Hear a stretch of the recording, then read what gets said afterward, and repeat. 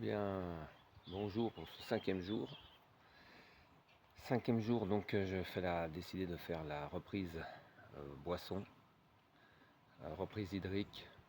Il fait trop, les températures sont trop élevées. Donc je suis toujours en jeûne, mais je suis cassé mon jeûne sec.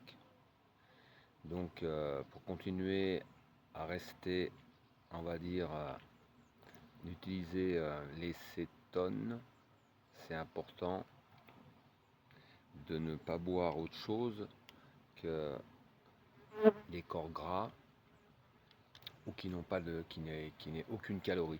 Donc en l'occurrence, à part l'eau, on peut voir ça on peut voir ça comme avec le café, par exemple, pour ceux qui ne sont pas intolérants à la caféine. Café, moi je fais souvent, je rajoute dans mon café par exemple le matin euh, une cuillerée d'huile de coco.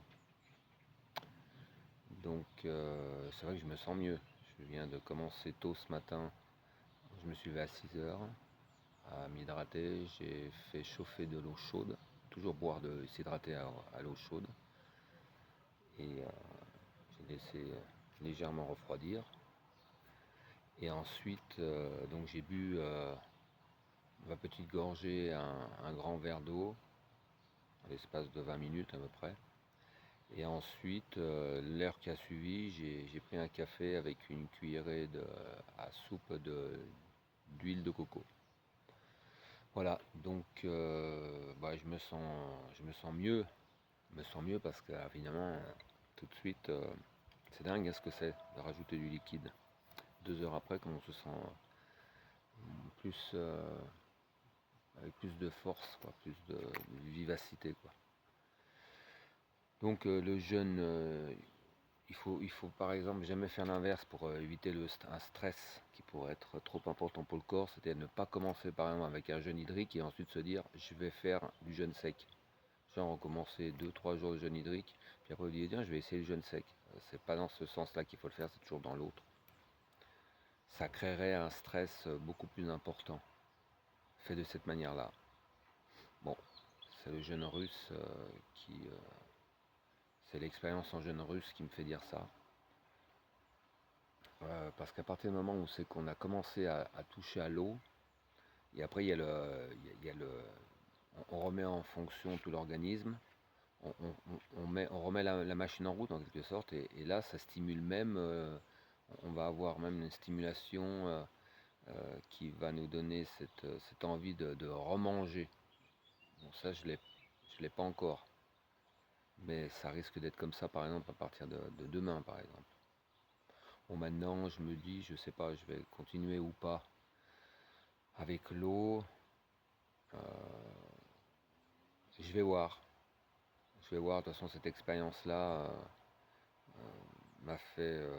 Moi, elle m'a pas. C'est un peu comme de l'entretien pour moi. J'ai pas découvert quelque chose de nouveau. Personnellement, je m'attendais pas de toute façon à découvrir quelque chose de nouveau et ça a été le cas. Simplement, j'ai compris qu'en faisant ça avec une température aussi élevée, ben là, par exemple, j'ai toujours été un peu comme si j'avais un petit peu toujours les jambes coupées, quoi, une flemme qui s'installe. Les jambes, les bras coupés un peu, qu'on n'a rien envie de faire, quoi. Difficile de se déplacer, quoi.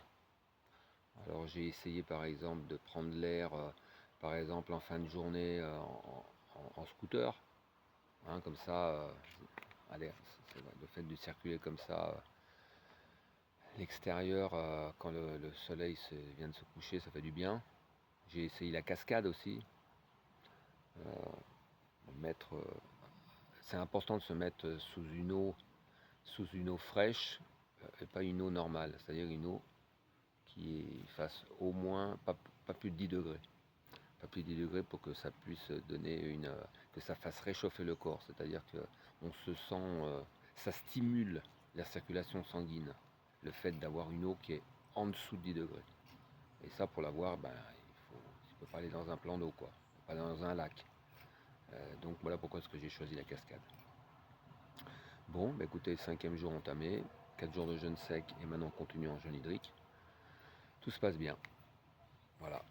Bon, eh bien, écoutez, je vous souhaite une bonne journée. À bientôt.